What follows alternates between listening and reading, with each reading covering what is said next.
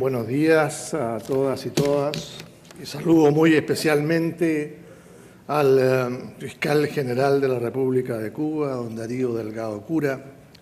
También a los colegas fiscales generales que participan en esta reunión y particularmente a nuestros compañeros que formamos parte de la IAM. Agradecer a la organización las facilidades que nos ha otorgado, tanto para participar en esta conferencia como para realizar una reunión del Comité Ejecutivo de la IAM. Y quisiera personalizar ese agradecimiento en nuestra moderadora de hoy, doña Alina Montesino, fiscal jefe de la Dirección de Análisis de la Fiscalía de la República de Cuba, con quien hemos tenido el privilegio de compartir durante nuestra permanencia. Quisiera partir mi intervención con una presentation with a quote of the UN Convention Against Corruption. Corruption threatens the stability and security of societies by undermining institutions and the values of democracy, ethics, and justice. Likewise, it commits sustainable development and the rule of law. As a country, we have come to this gathering to learn, to listen. And we have listened with great attention the experiences of other countries that go in a direction that is not the direction my country. I come from a country that till very recently had high priority in this sector together with Uruguay, and we have been losing this privileged place.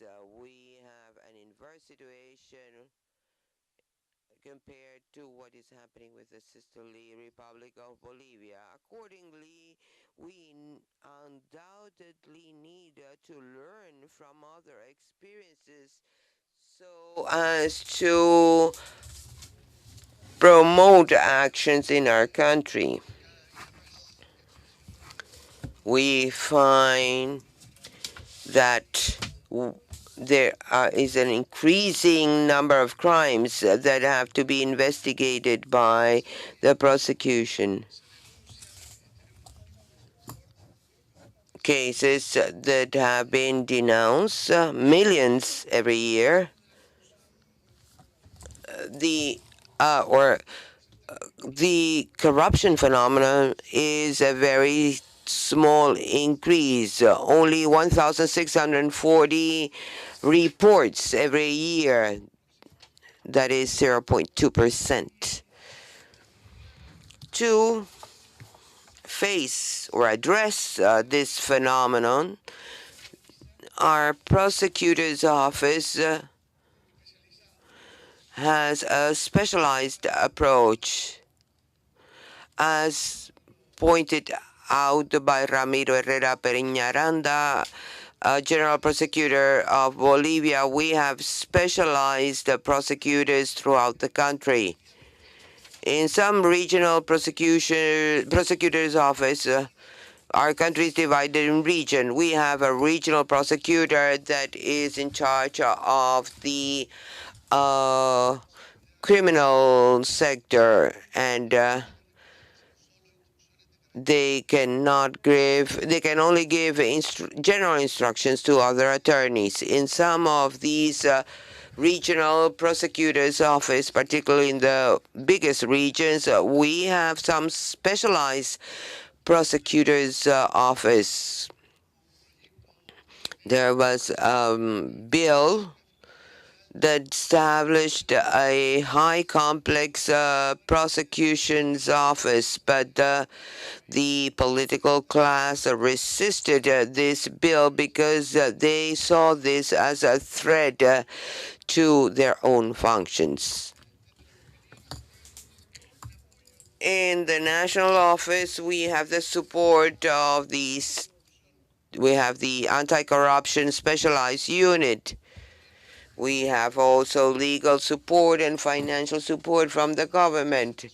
And we are also in charge of the training of specialized prosecutors. We face the corruption phenomenon with a multidisciplinary approach, with investigation units made up not only by lawyers but also professionals and from other entities of the state.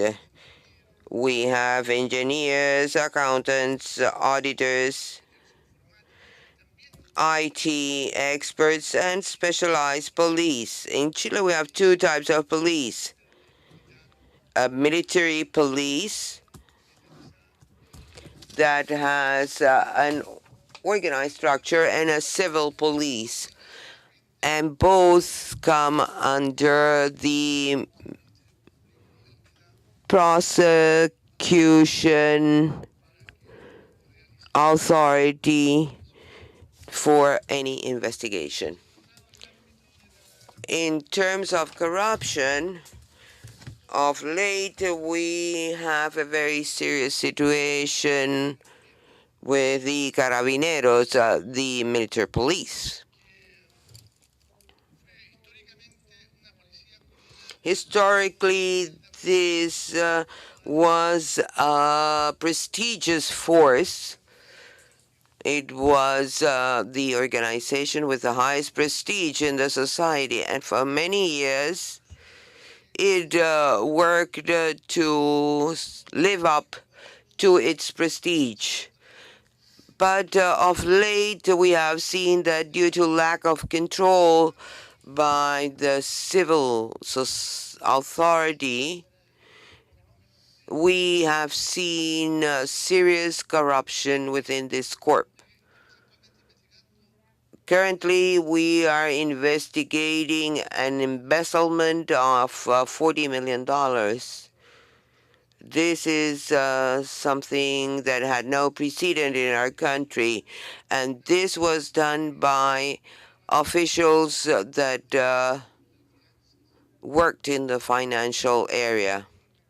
As there is no control over a military police that had a high degree of autonomy, corruption became deeply rooted. Of late, we have also seen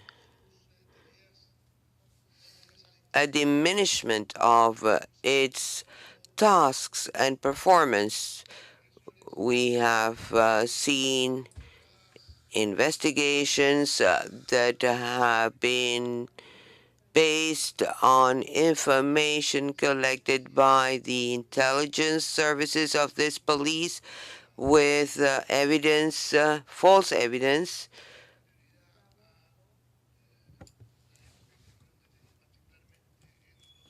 particularly in the computers and phones that were confiscated. This has created a serious situation in terms of confidence and trust. We have changed the high command. Recently, we have restructured the high command of our military police.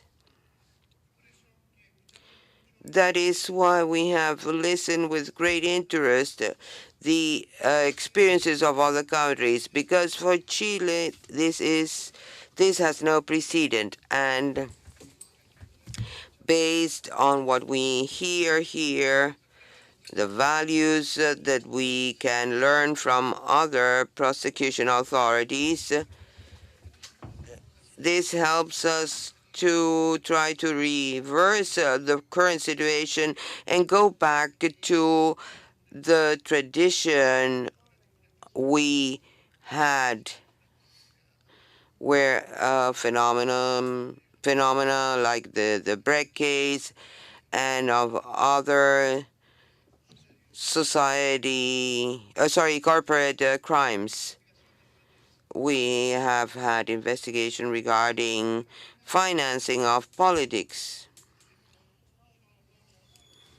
We have only 2 or 3 cases of politicians, corrupted politicians, that violating their duties have made or committed acts to benefit private persons. There has been an accusation against a senator for the crime of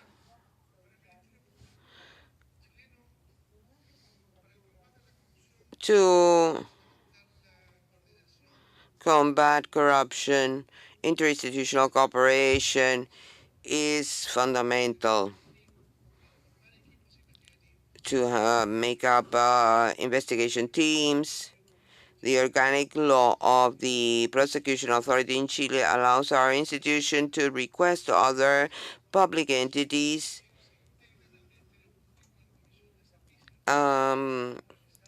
individuals or officials for specialized investigations.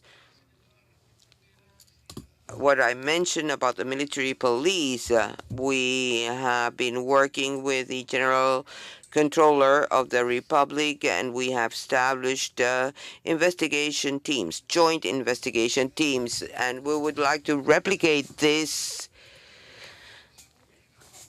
for crimes that affect all countries. We have also signed agreements with other state institutions, with the General Controller, with the State Defense Council, an institution called Chile Compra, an institution aimed at procuring services and goods used by the state through a transparent platform where there is a public bidding, and then procurements are made to those who give the best conditions. So we also have agreements with the tax institution, particularly to control illegal enrichment, and the financial analysis unit that provides reports to initiate investigation as a result of transactions that have nothing to do with the normal actions or tasks. And this has led to investigations that have led to important corruption cases.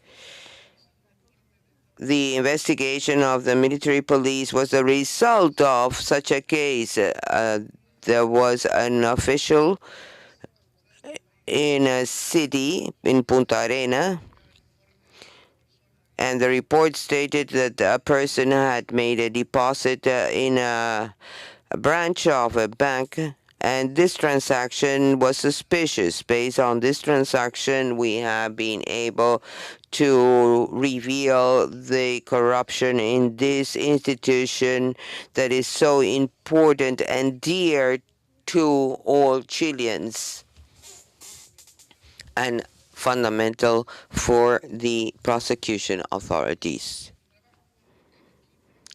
Teamwork and plan work is also fundamental, because when we have to face corruption, we have to collect important information, antecedents, and background, and we have to process all this.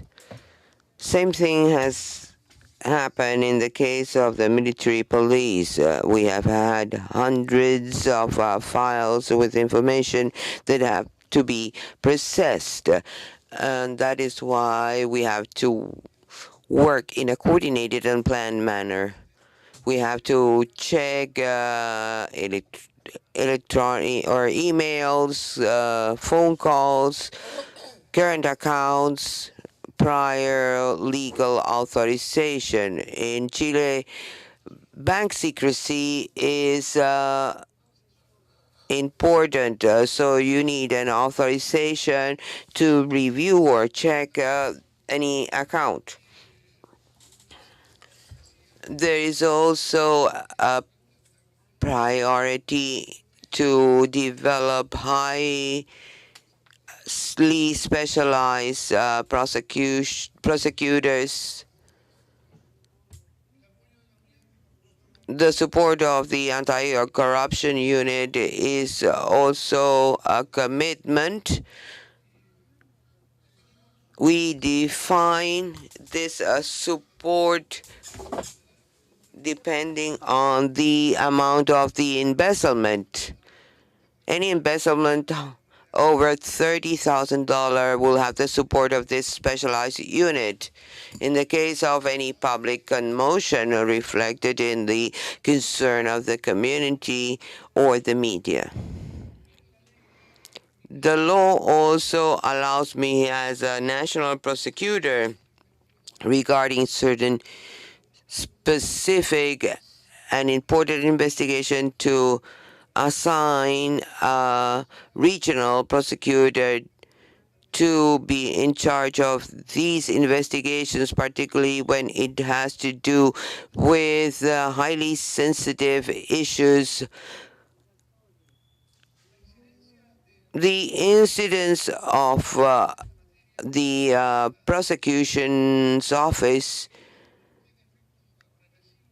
especially when it has a repressive impact, contributes to prevention.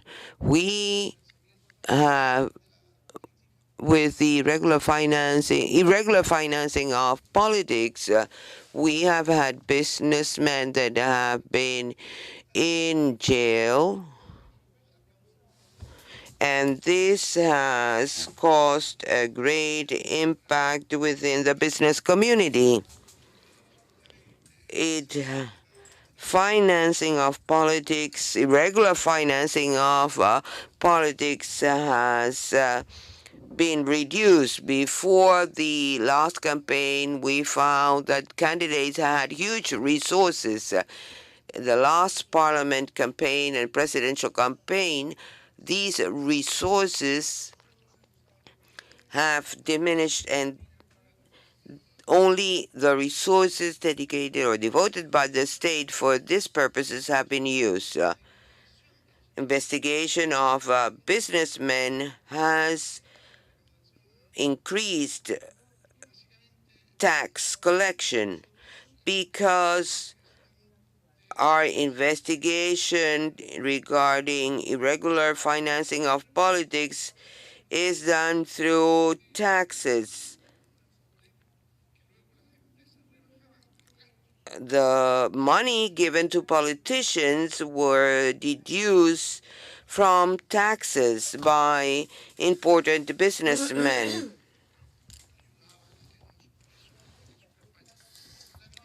So, through tax crimes, we were able to sanction this type of behavior, because illegal financing of politics carries no special sanction in our country. So, as a result of this investigation, we have seen an important increase in tax collection. Historically speaking, after cases of corruption, the state has reacted with stricter control and transparency and accountability. But we still have a long way to go. Today, we do not have an important portfolio of crimes against the performance of the market, because corruption is not only in the public sector, it is also present in the private sector, and it is as important as the corruption we find in the public sector. In a country like Chile that has opted for market to assign resources or allot resources. So in that case, this affects goods that are fundamental for the functioning of our society. After these corruption cases, we have been putting in place laws to prevent this investigation regarding the use of public resources by officials for personal benefits. We have a legal clause by the Resolution Council and Law 20,447, talking about the investigations, and I was personally in charge when I was regional prosecutor in Valparaiso. When we began these investigations regarding the mismanagement of parliamentary resources that have to be used for parliamentary work only, and when this has been mismanaged for personal benefit or for different purposes, so we sent a request to Parliament asking for a report on the use of these resources. We got back a report stating that all the committees of all political parties in the Parliament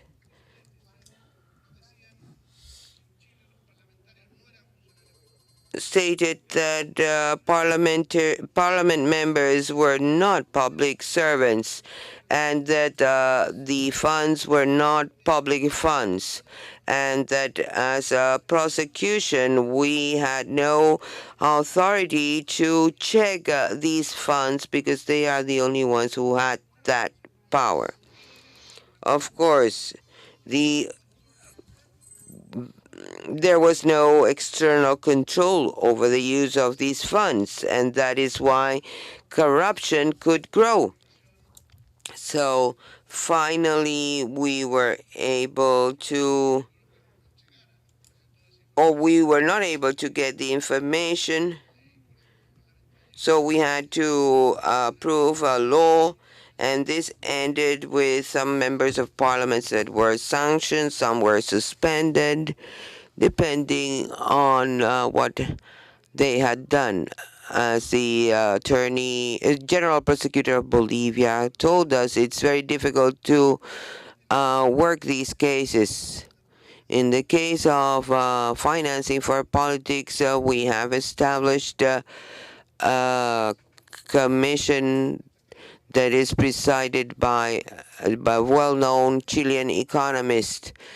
We have promoted different laws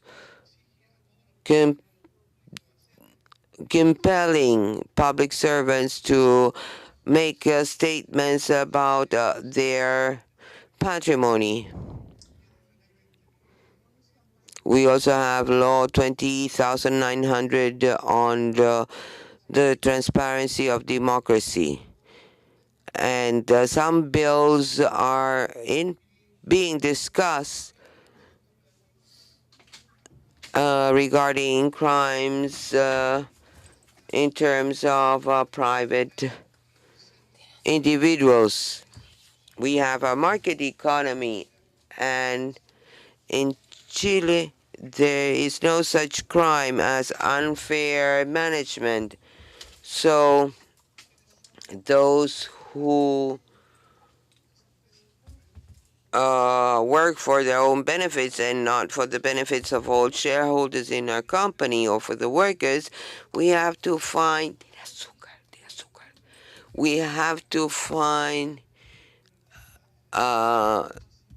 or or typify crimes so that we can deal with these behaviors. Some criminal professionals have made a great effort to combat this type of corruption that we believe is so harmful for an economy like ours.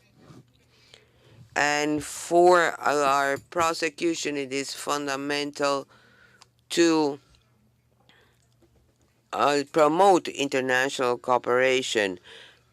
The reason why we are here today, the reason of our commitment with YAM and with different international fora, is due to the fact that we believe that cooperation, international cooperation, will help us to build capacity to sanction corruption, because the proceeds of corruption end up in different countries. So that is why we need international cooperation, not only to combat this crime, but other types of crime, particularly trafficking in persons and drug trafficking. That is why we are so active in different international fora, as you can see in the slide. And we are very active in APEC, in the G20 group, as guests, because we are not part of the G20. We believe, we are convinced that it's time for action. When we participate in a fora, we share a diagnosis, we share the need to organize ourselves, the need to have greater interrelationship. That is why we need to materialize all this. We have to go translate debate to concrete action. And that is why we believe that our participation in forums like this will allow us to improve our performance internationally and domestically. We can use international bodies with experience, like the Euro-Social Project, to protect those who, or to protect claimants. We believe corruption is a serious problem with great harm for our societies. We are aware that it cannot be eliminated. We have to combat corruption. And the only way to combat corruption is through cooperation, domestic and international cooperation. We cannot, or we have to promote preventive policies, repressive policies by the prosecution as well as other state authorities. We believe that there should be an increasing accountability by state bodies.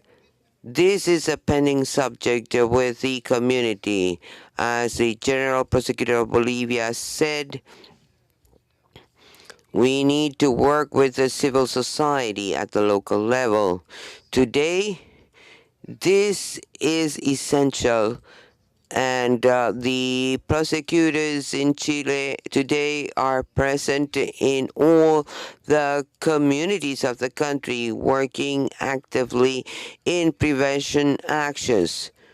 This was something that till very recently we thought was not our duty, but today we are working with the community to get information, to share with them the policies that the prosecution is promoting. As I pointed out, we have a specialized and multidisciplinary approach, teamwork with priorities, and working with the different institutions. Criminal prosecution visualizes corruption. It helps to promote regulation changes and best practices. And I reiterate, international cooperation is also very important. In our country, we have we are the central authority in terms of international agreements. One of the main problems in international cooperation is that we have to go through governments to materialize international cooperation. In Chile, we have succeeded in being the central authority for any international cooperation, so we don't have to go through the government or state to get authorization or to develop cooperation with other prosecution authorities in other countries. Because sometimes governments are also investigated for corruption. So this is a challenge for all prosecution authorities. In terms of in international cooperation, we have to use all cooperation mechanisms available, those of an informal nature also. That is why meetings like this are important, because we can build networks of prosecutors. We need timely information. Criminals move without impediment, and we have to have the capacity to react quickly to combat and fight these crimes. And that is why we need to improve protocols that sometimes delays our work. As I mentioned, the fact that we are the central authority in terms of international cooperation has been very important. And that is why we have accepted to participate as vice presidents of YAM in terms of our cooperation in South America, because we are absolutely committed to international cooperation as a means and ways to combat crime and to combat corruption.